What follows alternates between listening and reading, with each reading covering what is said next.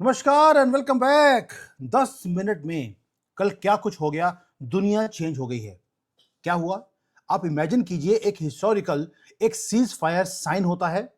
Moment आता है कि पूरे दुनिया में एक रिलीफ का मोमेंट आता है। पॉज होता है डेवस्टेटिंग रीजनल वॉर। और 10 मिनट के बाद, एग्जैक्टली 10 मिनट के बाद दोबारा से मिसाइल्स चलनी शुरू हो जाती हैं।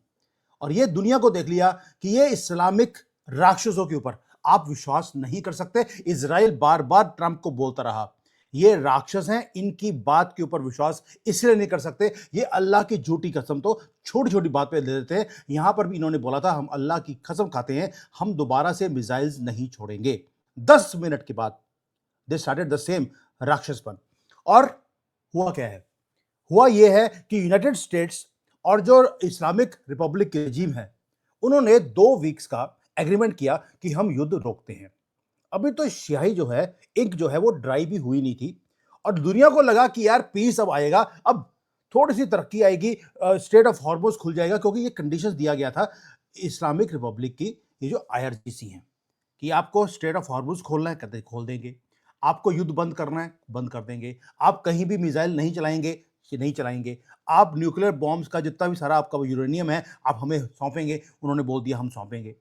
लेकिन जो आईआरजीसी है उन्होंने तब तो झूठी कसम खा ली, क्योंकि उनके पास डिफरेंट प्लान था कि इनको थोड़ा सा रिलैक्स करना है और उसके बाद एब्सोल्यूट क्रिएट करना है। मिसाइल्स 10 मिनट के बाद कहां का गई हैं? इजराइल के ऊपर। ड्रोन्स गए हैं यूएई के ऊपर। एक्सप्लोजन्स सऊदी अरेबिया में और कतर में सुनाई दिए। दोस्तों ये कोई ब्रोकन प्रॉमिस नहीं है, ये अनप्रेसिडेंटेड बेट्रेयल है, धोखा है पूरे दुनिया के साथ। इसलिए बोल रहा हूं उस 10 मिनट की स्टोरी आपको समझनी पड़ेगी कि क्या कुछ हो गया।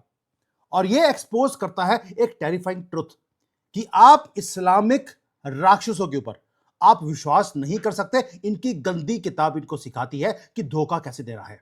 अब रिवाइंड करते हैं हुआ क्या। और इसके अंदर बहुत बड़े बड़े प्लेयर्स अब इन्होंने एंटर करना शुरू कर दिया, जिन्होंने इस पूरे गेम को खराब किया है। उसका नाम है चाइना और पाकिस्तान। वो भी बताऊंगा वो कैसे किया उन्होंने। पहले रिवाइंड करते हैं कि डोनाल्ड ट्रंप, उन्होंने मैसिव अनाउंसमेंट कर दिया टीवी के ऊपर आकर। क्या बोलते हैं कि मैं हॉल्ट करता हूं डिस्ट्रक्टिव फोर्सेस को। मैंने बोल दिया है कि अभी 2 हफ्ते के लिए रुक जाइए, क्योंकि कंडीशन बड़ी सिंपल थी उनकी कि स्ट्रेट ऑफ हॉर्मुज को खोलना है। मिलिट्री ऑब्जेक्टिव्स को वो पूरा कर चुके थे। न्यूक्लियर थ्रेट को ऑलरेडी क्रिपल कर चुके हैं। बैलिस्टिक मिसाइल्स ऑलरेडी 95% पैरालाइज्ड हैं। पॉलिटिकल लीडरशिप खत्म हो चुकी है, जिसको हम कहते हैं कि इस्लामिक रिपब्लिक के खलीफा नंबर 2 मोहम्मद के बाद ये था खमेनी, मार दिया गया। पहले वाले को भी मार दिया था जहर देकर, इसको तो गोली मारी, गोली नहीं बॉम्ब मारा है। और इंटरनेशनल मेडिएटर्स वो बीच में आते हैं लास्ट मिनट के अंदर। और ऐसा लगता है कि एक मैसिव डिप्लोमेटिक विक्ट्री ट्रंप को मिली है। मैंने कल भी वीडियो बनाया था कि ट्रंप को ये गलती नहीं करनी चाहिए। हमें पूछ के देखिए, 1000 साल से ये हमें धोखा देते आए हैं, अभी भी दे रहे हैं। और जो इस्लामिक रिपब्लिक के यही रेवोल्यूशनरी गार्ड्स हैं, वो लिटरली बैक कर रहे थे कि आप युद्ध को रोक दीजिए।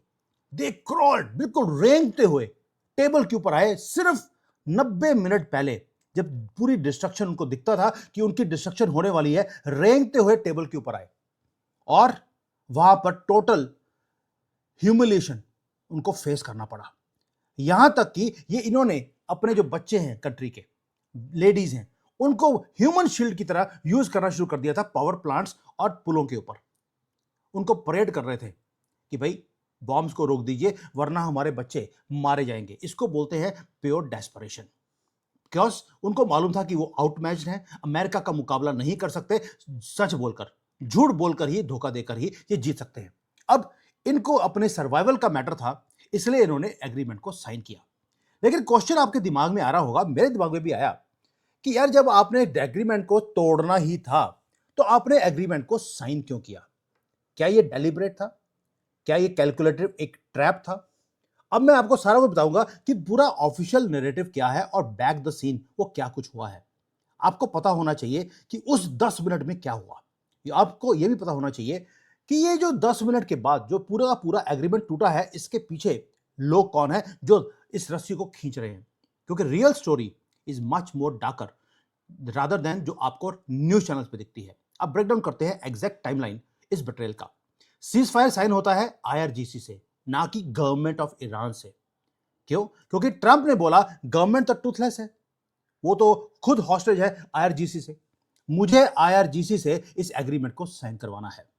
और उन्होंने साइन भी किया बेंडिंग बैकवर्ड्स, टिपिकल मुस्लिम स्टाइल। आपको याद होगा 93,000 पैंट्स डाउन 1971 पाकिस्तान। वही काम कल इस्लामिक रिपब्लिक के रेवोल्यूशनरी गार्ड्स ने यही किया। अब डेस्परेशन जो है उसके साथ में डिसेप्शन भी थी। सिर्फ 10 मिनट उसके बाद सीज फायर टूट जाता है। रेवोल्यूशनरी गार्ड्स क्या करते हैं? एग्रेसिव मल्टी फ्रंट स्ट्राइक शुरू करते हैं। क्यों? क्योंकि वो टॉलरेट नहीं कर पाए उस पेन को जिसे वो अभी अभी सहन करके आए थे। थूका जो था ट्रंप ने उसको चाट कर आए थे। इन्होंने टारगेट किया उसके बाद यूएई, टेल अवीव, हर जगह पे इन्होंने वॉरहेड्स को भेजा। सायरन्स पूरे मिडिल ईस्ट में चलने शुरू हो गए, क्योंकि कतर हो, कोई भी हो, सऊदी अरेबिया हो, किसी को इन्होंने छोड़ा नहीं। और जो इंडस्ट्रियल कॉम्प्लेक्स थे, स्पेशली जो वो हैं रिफाइनरीज हैं, उसको हिट किया गया। पैनिक रियल था। लेकिन आईआरजीसी ये क्यों कर रही है? ये इसलिए कर रही है, and secondly why are they provoking कि पूरी दुनिया इनके अगेंस्ट हो जाए? आंसर बहुत ही ज्यादा डिस्टर्बिंग है। जो रजीम है दोस्तों अंदर से कोलैप्स हो रही है। कल भी मैंने बताया था, इनके जो आईआरजीसी और आर्मी के लोग हैं, इवन आईआरजीसी के अंदर भी एक फैक्शन है जो बोलता है सरेंडर कर देते हैं, दूसरा फैक्शन बोलता है नहीं, हम तो, हमारे तो नाम में मोहम्मद है, हम सरेंडर नहीं करेंगे, हम जूते खा लेंगे, हम जहर खा लेंगे, लेकिन सरेंडर नहीं करेंगे। अब हुआ क्या है, जो रजीम है अंदर से वो कोलैप्स हो रही है। ये कोई कोऑर्डिनेटेड मास्टर प्लान नहीं था, ये अल्टीमेट साइन था कि अंदर से जो आईआरजीसी है वो ब्रोकन है। अब हम क्या कर रहे हैं? एक फैक्शन ने तो साइन कर लिया, दूसरा फैक्शन जो कमांडर्स का है, वही जो नीचे से बच्चे, अब ऊपरले टॉप कमांडर्स तो मर चुके हैं, अब नए नए बच्चे कमांडर बने हैं। मैंने कल भी बोला था, ये लोग अपने आप को हीरो दिखाना चाहते हैं ताकि इनको कमांडर की पोजीशन मिल जाए। वो ऑफ द स्क्रिप्ट चले गए। स्क्रिप्ट था कि 2 हफ्ते के लिए हम पॉज करते हैं, अपनी सारी कंट्री को इकट्ठा करते हैं और दोबारा से युद्ध करेंगे, टिपिकल मुसलमान स्टाइल। और ये जो कमांडर्स थे कहते नहीं, हम इस सीज फायर को हम एक्सेप्ट नहीं करते। अब डिफरेंट डिफरेंट फैक्शंस आ गए हैं आईआरजीसी के अंदर, जिन्होंने ये बागडोर अपने हाथ में ले ली। ये वो रोग सोल्जर्स हैं जो फाइट कर रहे हैं जंगल्स के अंदर बहुत देर से। अब ये हाइड करते हैं बंकर्स में, टनल्स में ये बैठे हुए हैं। वहां से बाहर निकले, अपने इक्विपमेंट्स को यूज किया, क्योंकि बच्चे हैं, इनको बड़ा मजा आता है कि भाई हमने बॉम्ब चलाए, हमने मिसाइल चलाई और हमने खुद इसको ऑर्डर दिया। ये है pure unadulterated reality of IRGC. ये जो यूनिट्स हैं वो एक्ट कर रहे हैं as if they are phantom soldiers. मैं बता रहा हूं आपको, ये बच्चों को खुशी मिल रही है कि देखिए हमने इजराइल के ऊपर हमने मिसाइल छोड़ दी, अब लुल्ला खुश हो जाएगा। ये अपने गटर में से निकलते हैं और लॉन्च करते हैं पेलोड्स को, और दोबारा से उसी गटर में जाकर ये छुप जाते हैं। उनको ये भी पता नहीं है कि उनका जो सुप्रीम लीडर है सो कॉल्ड, या उनके आईआरजीसी के लोग हैं, उन्होंने युद्ध को रुकवाने के लिए ऑलरेडी भीख मांग ली है। पता भी है उनको, लेकिन दे डोंट केयर। क्यों? क्योंकि इनको हीरो बनना है। अब आपने गलती क्या करी? आपने शेर को सुई चुबो दी है, तो आपको लगता है कि आप आराम से बच जाएंगे? ऐसा हो नहीं सकता। इजराइल को इन्होंने सुई चुबाई, उन्होंने भी हेजिटेट नहीं किया। उनके इजराइल के जो डिफेंस फोर्सेस हैं, उन्होंने अभी अभी कंफर्म किया है कि उन्होंने मैसिव काउंटर अटैक किया ईरान के अंदर। फाइटर जेट्स पूरे आसमान में दोबारा से दिखाई दिए पूरे ईरान के अंदर। टारगेट था हार्ट ऑफ द राक्षस, तेहरान। कैपिटल को हिट किया गया, जितने ब्रिजेस हैं उनको उड़ा दिया गया, खराज है, तबरीज है, कोई भी जगह को छोड़ा नहीं किया। और जो कंट्री का लार्जेस्ट एल्यूमिनियम का प्लांट था उसे भी डिस्ट्रॉय कर दिया गया है। और ये की इंफ्रास्ट्रक्चर है ईरान का। क्यों? क्योंकि इस जो फैक्ट्री है, यहां से ये मिसाइल्स और ड्रोन्स बनाते थे। जो की इंफ्रास्ट्रक्चर है उसको डिस्ट्रॉय कर दिया गया। ट्रांसपोर्टेशन के रूट्स जो हैं वहां पर भी डिस्ट्रक्शन हुई है। बैलिस्टिक लॉन्चर्स बाहर निकले, मिसाइल्स लॉन्च करने के लिए उड़ा दिए गए। यानी कि अगर 10 बाहर निकले थे, 8 उड़ चुके हैं। ये जो 2 निकले थे, बच गए थे, ये उसमें से इन्होंने डिस्ट्रक्शन करी है।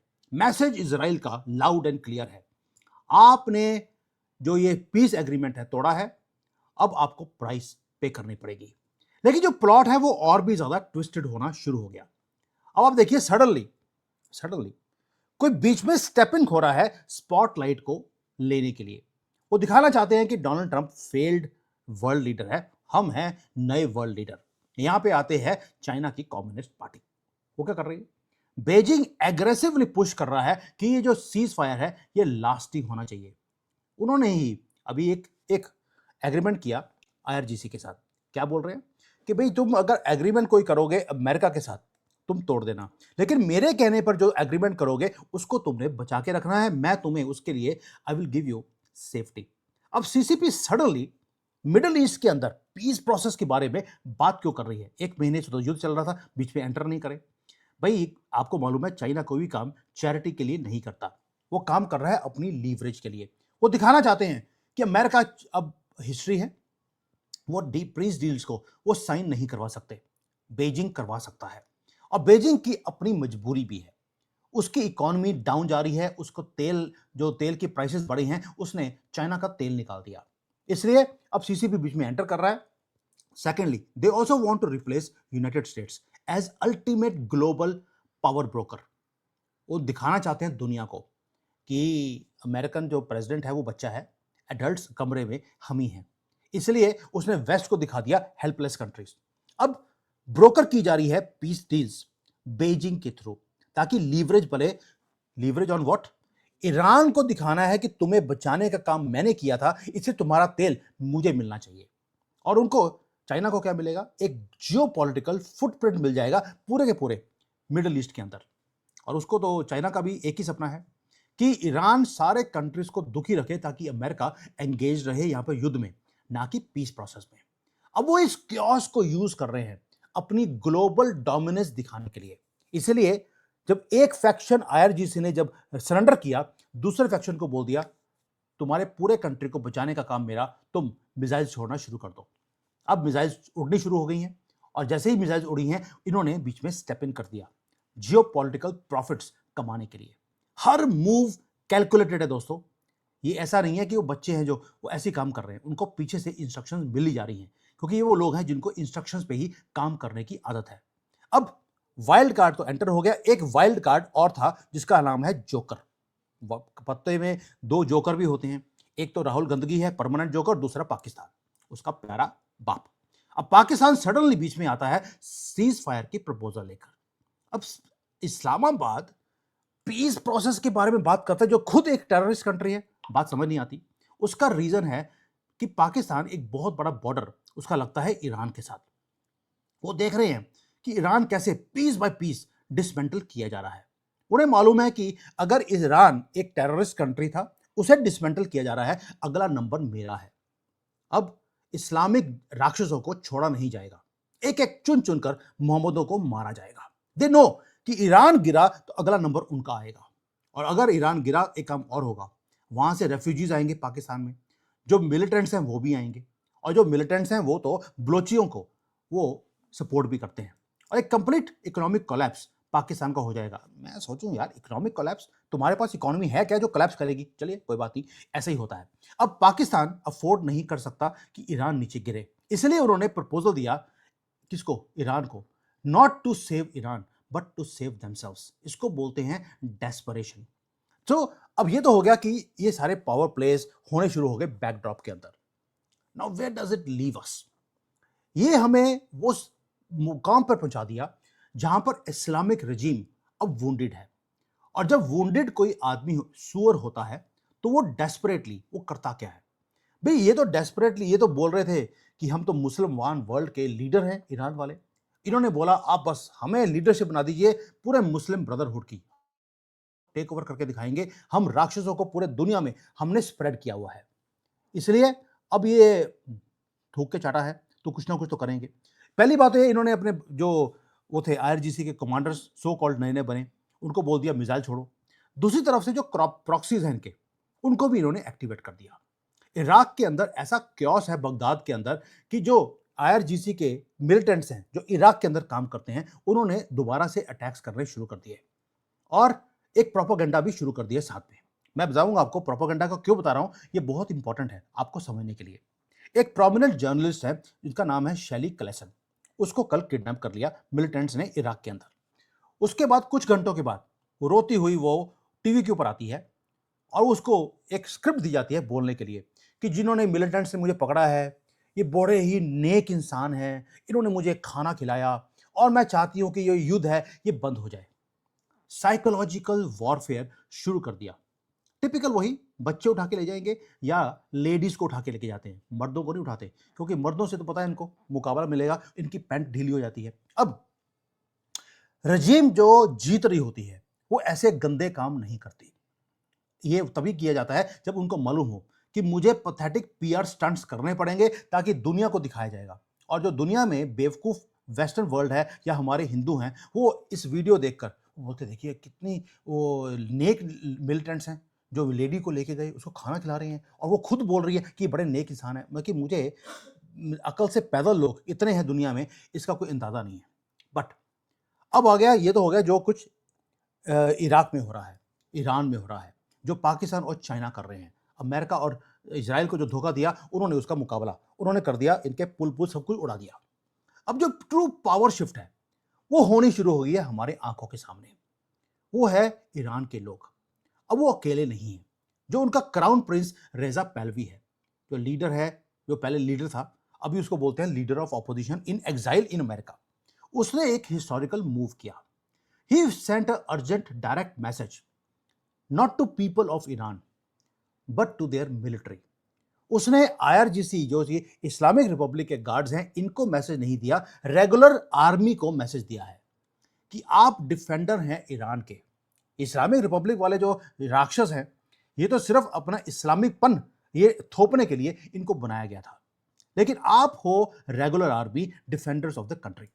वो उनको बोल रहा है कि आपको आईआरजीसी के साथ नहीं खड़े होना, आपको कंट्री के साथ खड़े होना है और आपको जो कंट्री के लोग हैं उनके साथ खड़े होना है। दोस्तों, ये है पहलवी का मैसेज कि अंदर से विद्रोह होगा, लोग आर्मी के साथ जुड़कर आईआरजीसी का मुकाबला करेंगे, तभी ये कंट्री वापस आ सकती है इंसानियतपन पे। इंटेलिजेंस ऑपरेशंस ऑलरेडी बहुत तेज कर दिए गए हैं, इजराइल की तरफ से, पहलवी की तरफ से, और अब आर्मी के अंदर से भी लोग ऑलरेडी फैक्शंस हैं, वो आईआरजीसी से वो भी दुखी हैं क्योंकि उनको सैलरीज मिल नहीं रही। और मुसलमान पैसे के बिना तो नमाज नहीं पढ़ता, यहां पे लड़ कहां से लेगा। तो ये 2 हफ्ते की जो विंडो है, ये टिकिंग बॉम्ब है, परफेक्ट स्टॉर्म है एक डोमेस्टिक अपराइजिंग का। ये 2 हफ्ते बेवकूफ नहीं है ट्रंप जो ये काम कर रहा है। और पहलवी से एक स्टेटमेंट भी दिलवा दिया कि अंदर से लोग विद्रोह करें। हमें लड़ने की जरूरत क्या है जब लोग लड़ने के लिए तैयार हैं? क्यों? क्योंकि रेजिम वो वीक हो चुकी है। 47 ईयर्स में इतना वीक ये आईआरजीसी वाले एक कभी थे नहीं।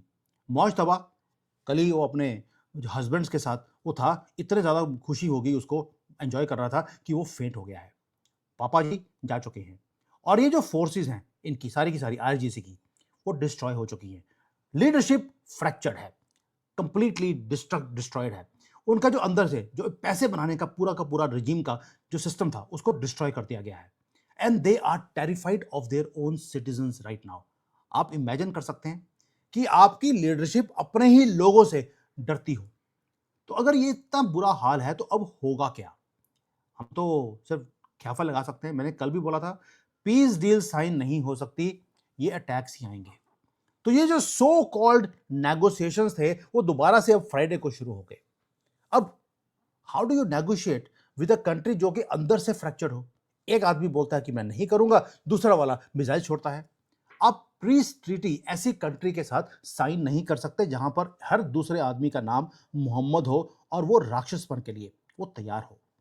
दूसरा, जो फॉरेन मिनिस्टर्स हैं, उन्होंने डिमांड्स भी रख दी ऐसी जो कि कोई एक्सेप्ट कर नहीं सकता।